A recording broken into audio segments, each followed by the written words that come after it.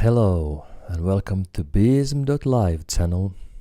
My name is Mikko and today I'm talking about anger. When's the last time you felt angry? I mean really furious.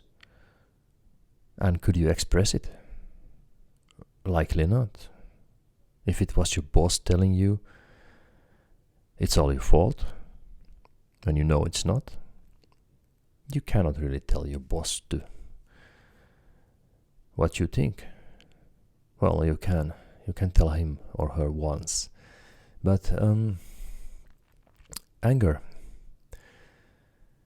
that is emotion that can be momentarily suppressed, and then we can go somewhere else and feel that anger.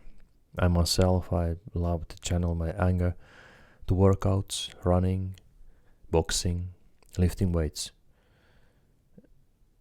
And I guess it's like possible to use it for art. You could sing a heavy metal song, bang drums. You could also chop woods. There's all kinds of physical activity that can be fueled by anger. But anger is also has this issue of that if it's not felt, it might be an environment where you cannot express your anger ever. And in that kind of environment, you just keep storing up the anger. You keep bottling it up. You keep pushing it down the cellar. You keep until the pressure gets too much and some of the anger is released. Often the anger is released on somebody who is not at all related to the cause of the anger. Imagine like a father getting in the conflict in the work, then just driving furiously back home and then pouring that anger to first person he sees, and it might be his kid, and then the father just picks up anything that displeases him and yells to the kid and really like shames the kid and gets it out of his system and just goes away. Now the kid thinks it's all about him, but it is of course not. But this is like how the anger is sent forward. Same way, injustice. It's like the pecking order. We are hierarchy creatures. If somebody pecks us, we feel compelled to peck somebody else. That is really natural. Of course, it is also one of the root causes of all the evil in the world. And I think, and I strongly believe, that true goodness is also an act of inaction, like not putting forward of something bad you have experienced. And all of the people who can resist the urge to do evil after they have been wronged, they are unsung heroes. That's a little bit of karma debt maybe collected. There's a lot of evil in the world, and most of it is there because we just, once we get exposed to it, we put it forward with interest. And if that anger is not put forward, it is stored inside us, and its energy, it just never dies.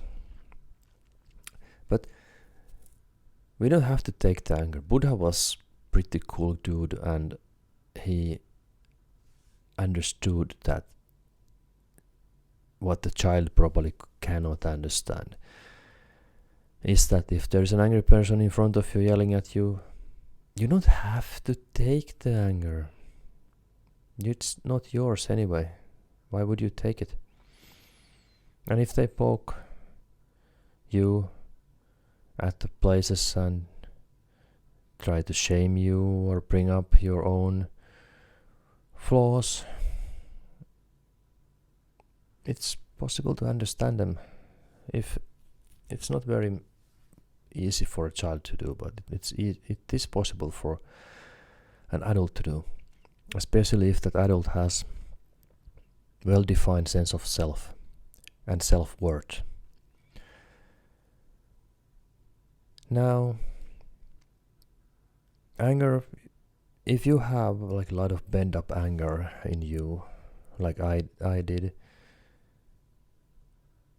you have to basically face the source of the anger, because you just cannot quench it. It becomes like a gas, and one match, you toss it and it is set aflame. I know a lot of people who seem very calm outside, but they have a little unstable nuclear reactor inside them. Everything leads to everything. Like if somebody is nasty to somebody,